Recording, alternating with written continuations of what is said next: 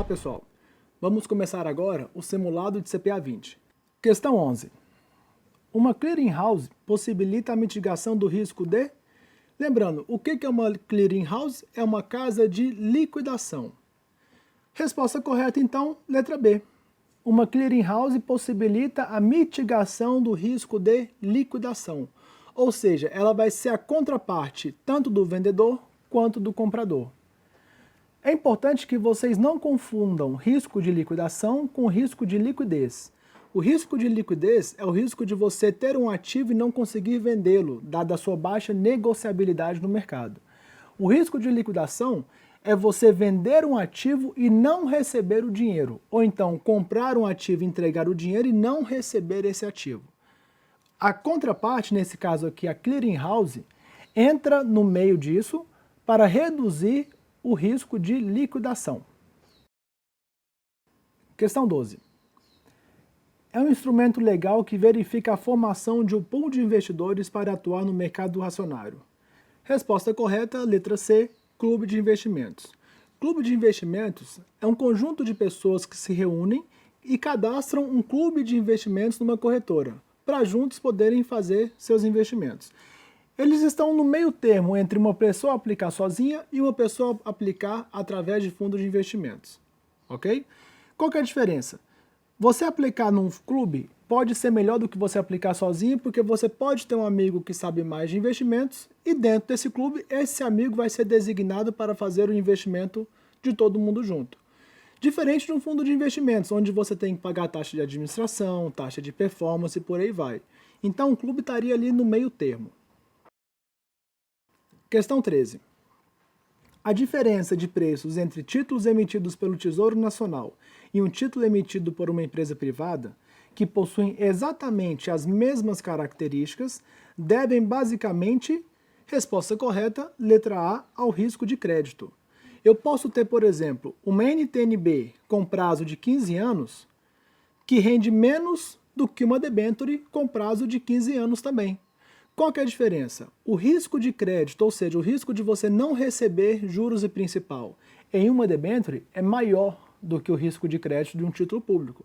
Dessa forma, por ter mais risco, a debênture vai ter que ter um retorno maior. Então a diferença, nesse caso, é a letra A, risco de crédito. Questão 14.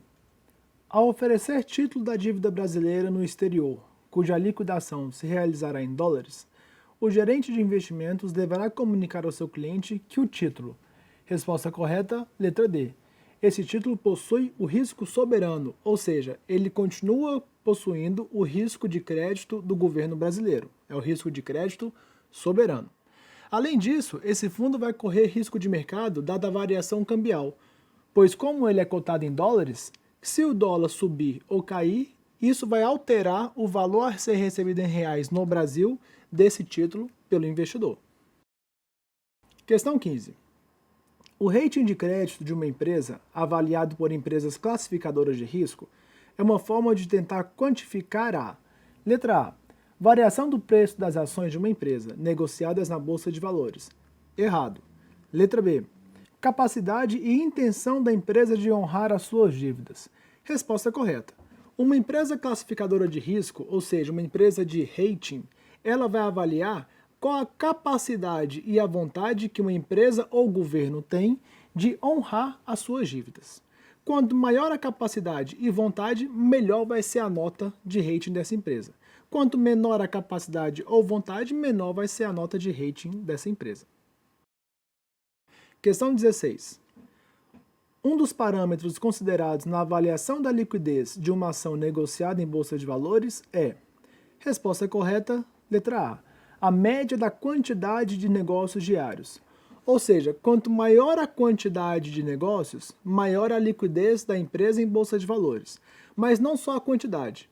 Também a gente tem que olhar qual que foi o volume financeiro negociado, pois quanto também maior o volume financeiro, maior a liquidez dessa empresa. Questão 17.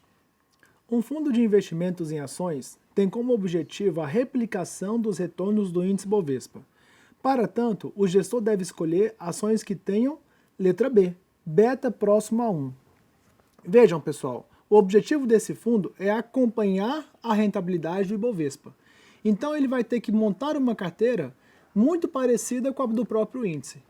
Essa carteira vai ter beta igual a 1, tracking error próximo de 0 e correlação próximo de 1.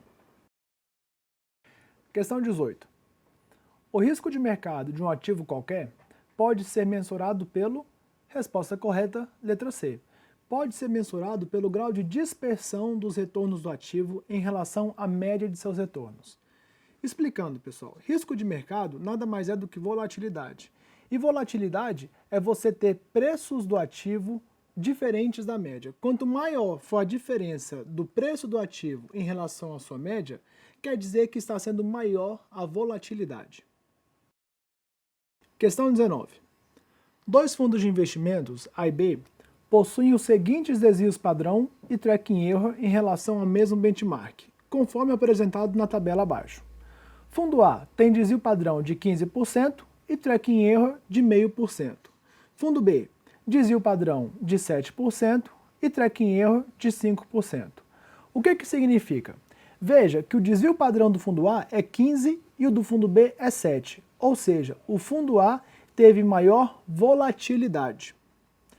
Agora, o tracking error do fundo A é meio e o tracking error do fundo B é 5,5, ou seja, o fundo A, mesmo tendo maior volatilidade, ele foi mais aderente ao benchmark do que o fundo B.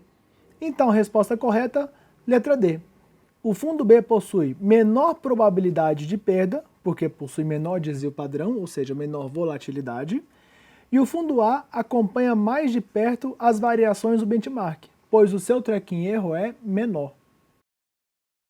Questão 20. É um exemplo de prática de insider trader, quando um operador... Resposta correta, letra B. Quando um operador utiliza informações privilegiadas em benefício próprio ou para beneficiar as carteiras de clientes que administra. Lembrando, o que é um insider? É aquele cara que tem posse de informação privilegiada e utiliza isso para operar no mercado. Informação privilegiada é aquela informação que você tem de uma certa empresa e ninguém mais sabe. No momento que essa informação vier a público, o valor da ação dessa empresa poderá valorizar ou desvalorizar. Quando você tem a posse dessa informação, o que não é proibido, muitos diretores e presidentes de empresa possuem informação privilegiada sobre as suas empresas.